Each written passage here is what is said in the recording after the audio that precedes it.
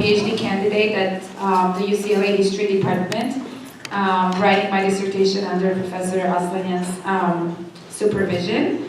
We're going to start our second panel, which is entitled Mkhit Sebastats, Rome and Print Culture, 18th Century Confessionalization in a Diaspora.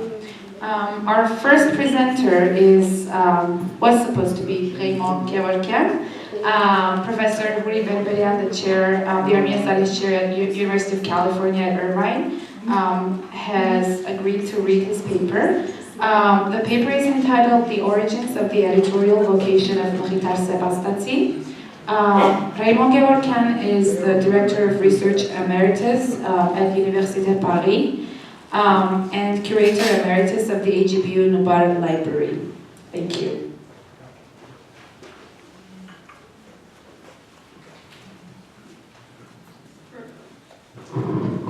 For those of you who need a reminder, this is Raymond, and I have had several requests to read it with his accent, but at the risk of offending someone or other, I will not. So here we go. It is well known that the arrival of the Mkhit's congregation in Venice in 1715 was largely imposed on Mkhit by the political and religious situation prevailing in Constantinople and then in the Morea. It is also known that Mkhit devoted most of his activity to the publication of books at Constantinople in 1700, establishing a tradition that has continued until the present day on the island of Sanlata. The official biographies tell us nothing serious about the origins of this early order, while historians emphasize the decisive role played by the Mkhitarists in the Armenian Renaissance of the 18th and 19th centuries. The personality of Mkhit is so important that it seems to have relegated to oblivion its precursors of the 17th century, whose past experiences had largely inspired its pragmatic approach. Like them, Mkhit, the monk of Venice, soon realized what part he could derive from the use of typographic techniques to diffuse enlightenment in the Armenian environment. Like them, he realized that an Armenian revival would be possible only by drawing from the national past while opening up society to the teachings of the triumphant West. It was by observing the past disappointments of earlier printers that he thought that he was excluded from considering carrying on his activities in Italy permanently without entering into the bosom of the Catholic Church. It was a failure of its predecessors to establish their activities in the East, where the political and religious context was not favorable, which determined the installment of the order in the West, where it could enjoy a certain freedom of action while obtaining material assistance from the wealthy Armenian merchants established in Venice. It must be remembered, however, that the laborious process of renewal and modernization of Armenian society began at the beginning of the 17th century in the midst of a small ecclesiastical elite which was able to take stock of the political upheavals engendered by invasions and wars, with direct consequences on the demographic balance of the region, its economic level, and its cultural practices. The arrival of the Ottoman Empire at the same period of the first French missionaries, when Mkhit was still quite young, and the development of Armenian trade with Europe enabled these elites to foresee the potential contributions of the Renaissance and the way forward. Anxious to renovate the education system, they deployed the necessary means to master typographic techniques. This tool of reproduction and diffusion of the book appears to them, in fact, as essential to carry out their purpose, especially since the scriptoria were unable to keep up with their needs. With the exception of the ephemeral establishment of a printing press in Constantinople in 1567 to 69, and the first Persian workshop in Djemjemian, a suburb of Isfahan, in operation from 1636 to 47, Armenian printers were obligated to install their printing workshops in Europe. It is therefore clear that conditions for the establishment of sustainable workshops in the East were not yet in place. On the contrary, the Armenian colonies in Europe provided the ideal setting for the establishment of typographies. Printer publishers found Armenian merchants willing to help them financially and to make available to them distribution channels that allowed them to easily ship their production to Smyrna, where peddlers took over to spread the book across Armenia. All publishing printers were in fact ecclesiastics delegated to the West by the high clergy and more often by the Catholicos of Armenia in person. Until the middle of the 17th century, there were many initiatives, but they did not produce the desired results. Clerics were often confronted with Roman censorship, which closely monitored their activities and hindered, for example, the publication of the Bible in Armenian, which was deemed not to be in conformity with the Latin Vulgate. But these resistances do not detract from the determination of the Armenian prelates. Delegated by Catholicos Hagop IV, Bishop Boscan Yerevansi finalized the project of printing the Bible by settling in the United Provinces in Amsterdam. In the second half of the 17th century, the rise of the Armenian trade in Amsterdam and the freedom of publishing granted by local authorities to publishers pursued by Rome made this choice obvious, even though the greatest distance separating the United Provinces from the port cities of the Levant was a handicap. Boscan was born in New Julfa in 1614, trained with the Archbishop Hachatu Gesaratsi and in Djemjemian. Boscan was fully informed of the many attempts to print the Bible in Rome and then in Livorno. He had also had the opportunity to frequent Catholic missionaries, such as Paolo Piromali, who was briefly Archbishop of the Armenian Dominicans of Nakhichevan. Known in Rome as a warm supporter of the rapprochement between the Armenian Church and the Holy See, he rightly thought that his project would be observed with kindness by the Roman cardinals. He thought, moreover, of founding an Armenian Latin school, alone capable, in his eyes, of raising the level of training of Armenian clerics. Persuaded of the essential pedagogical role that the printed book could play in his curriculum, he had, rarely done in Armenian time, learned Latin, devoured theological publications inspired by the Catholic Counter-Reformation, and began to translate into Armenian some major Western books. Clearly inspired by the example of the holy translators, disciples of Mesrop, he was eager to contribute to the revival of the intellectual life in Armenia. When he set about publishing the Armenian Bible, he began by comparing his manuscript, the famous King Hetul Bible, which was considered philologically safe, with the Latin Vulgate. I'm not here. In the introduction to his printed Bible in Amsterdam, he explains this at some length by addressing himself to Catholicos Hagop IV. I quote, "On the grand orders of your authority, and according to your Majesty's command, we undertake work comparing and contrasting the Armenian and Latin versions, dividing them into verses and dividing them into chapters, and then ordering their numbers of concordance according to the model of that which exists in Latin. The numbers and concordances were added one after the other as was possible, for the text did not always coincide in all, but in many passages there were discrepancies between chapters and verses, in verse succession, others incomplete or superfluous. It was therefore very difficult to make them correspond to one another at the cost of much effort, as it appears in the books of Moses, Joshua, and Kings, and even more in the books of Esther, Ezra, Tobias, Solomon, Daniel, and others. Without being able to go into all the details, we can summarize his philological enterprise by saying that Boscan endeavored to introduce a Latin structure into the Armenian version without altering his order and without removing the books ignored or rejected by the Vulgate as the third book of the Maccabees. He then made a huge index to develop an edition that remained a reference until the 19th century. It seems, however, that it did not enter into the views of the bishop to establish definitely his printing house in Amsterdam. For even after the printing of the Bible began, when the typographic character sets were completed by Van Dyck in 1665, he made an application to the Armenian Archbishop of Poland, whom he asked to patronize the establishment of the workshop in Lvov.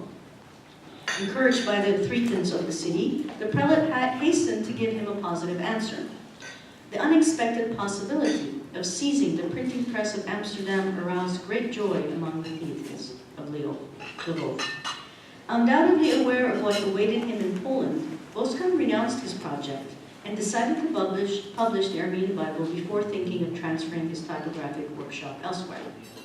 The printing required not less than 2 years of work, 1666 to 68, during which he had to undergo the pressures of the Catholic Inquisition in the person of the Apostolic Nuncio Bishop Jean-Baptiste van Nierkasen. After he decided to transfer his studio to Livorno, 1669-1672, the Roman censors paralyzed his activities and he had to resign himself to moving his typography to Marseille again, 1672. In the port of Phocaeus, Bishop Boscan was once again subjected to the wrath of the Vatican. He died shortly after, in 1674, without having been able to complete his project of creating an Armenian Latin school in Armenia. His fellow student, Bishop Thomas Vanandetsi, trained at the seminary of Djemjemian, arrived in Europe shortly after the death of Bishop Boscan in 1674, accompanied by two of his nephews, Ugas and Mikhail. Following his predecessor, he watched over the formation of his protégés, the first in philosophy and theology, the second in medicine, while his cousin Mateos was introduced to the art of printing with the successor of Boscan Yerevanci. In 1685, scarred by the painful experience of their forerunner, the Vanandetsi family decided to install its typography in Amsterdam, where it continued until 1718 to publish books on history, philosophy, science, commerce and of geography, as well as the first Armenian planisphere. This was a further step on the path traced by Boscan Yerevanci and his fellow Thomas to the foundation of modern education in Armenia. Established in Constantinople, with his first disciples as early as 1700, Mkhit Sebastats of Sebastats, as we have said, occupied himself with the publication of Armenian works, even though the relations between the Patriarchate and the Armenian circles close to the Jesuit missionaries, Capuchins, were strained. Mkhit was collaborating with the typography founded by Boscan Yerevanci that had been transferred from Marseille to Constantinople in 1695 and had since become the center of the Catholic Party. There can be little doubt that he was informed of the origin of this printing press, and even more of the remarkable work carried out by his founder, Bishop Boscan, whose editions he knew. It should also be pointed out that in 1715, Mkhit recovered the typographic material of the print shop founded in the city by the rich Sherimanians in 1686, as evidenced by the sets of letters and engravings used by them today, still preserved on the island of San Lazaro. Finally, it can be noted that almost 30 years later, in 1728, Mkhit recovered the typographical characters of the Vanandetsi family, which had remained in pledge with a Dutchman in Amsterdam to enrich his varieties of characters. These few indications clearly show the connection between the Armenian typographers of the 17th century and the abbot, at least for all that relates to the art of printing. But it seems that this filiation has not been summed up solely in the technical aspect. Mkhit was not unaware of the difficulties encountered by Boscan Yerevanci in his undertakings in the face of a formidable Roman censorship, even though this prelate was considered to have Catholic sympathies. He was probably unaware that Boscan and Thomas had a common plan for the establishment of an Armenian Latin school in the East, and that they had made great efforts to train young people to print the works indispensable to their ambitions and their typographical skills. It is also possible to imagine that Mkhit was informed of the presence in Venice of some wealthy Armenian families who could help him in his enterprise. By establishing himself there, he only extended the Armenian typographic tradition of Venice dating back to 1511, which saw 7 printers succeed each other in the city until the end of the 17th century. There are many elements which demonstrate that Mkhit knew, first of all, how to draw the lessons of at least partial failures recorded by the 2 bishops. He succeeded in founding a school, practicing a synthesis between the Armenian tradition and the teachings of the West, but choosing to establish in Venice, while at the same time considering to place its order under the authority of the Vatican. In the editorial field, he continued on the path traced by his predecessors, publishing translations of European works and essential works intended for Armenia. Thanks to the archives kept in San Lazaro, and in particular the correspondence of the Abbot Mkhit, one could follow almost day by day the way in which a Mkhitarist edition was being prepared and realized. It also contains information that is more directly related to the economics of books, such as the costs of composition, printing and binding, and book sale prices when it is distributed in the East. It should be pointed out in this regard that in this case, it is the first case of editorial activities as well documented. The circulation figures are systematically recorded, and it is possible to follow over several years the evolution of the sale of an edition, which also allows us to get an idea of the most widely circulated and therefore the most popular works. The archives of San Lazzaro thus enable us to observe the formation of the distribution channels of the book, the networks of booksellers with which the congregation is in contact in Europe and the East, from Transylvania to Persia. The case of Sakis Konstantinopoltsi is particularly interesting in this respect. This is not in his paper. This bookseller, established in Constantinople, participated for nearly 10 years, from 1714 to 1724, in the financing of the Mkhitaris editions. In 1715, for example, Sakis and the Abbot Mkhitar joined in the publication of the abridged theology of Albert the Great. The contract they signed specified that Sakis would have to advance 2/3 of the publishing costs, while the remaining third would be taken care of by Mkhitar, the first receiving 800 copies, and the second 400, totaling 1,200 copies. In fact, the publishing costs were extremely high. Much of this extra cost was due to the printer of the Mkhitarists, Antonio Bortoli, whose works had been published in Armenian since 1964 and Greek since 1702, thanks to the privileges that the printer had obtained from the Republic of Venice, putting it in a monopoly position for the Armenian impressions made in the lagoon. The absence of competition therefore required the Mkhitarists to entrust their impressions to Bortoli. Despite these advantages, and even if Constantinople became an Armenian editorial center of major importance since the beginning of the 18th century, with much lower manufacturing costs, the Mkhitaris editions knew considerable success in the Ottoman Empire. This is particularly the case in Armenian translation of the great Western authors, highly prized in the Ottoman capital and in the provinces, but also in works as essential as its The Gate to Modern Armenian Grammar, Venice 1727, Grammar of the Classical Armenian, Venice 1730, and especially its famous Dictionary of the Armenian Language, Venice 1749, which in a way closes half a century of Abbot Mkhitar's editorial activities. Another of his publications, his edition of the Armenian Bible, Venice 1733, was very successful. This is, more than anything else, revealing the filiation that we mentioned between Mkhitar and his elder, Boscan Yerevansi.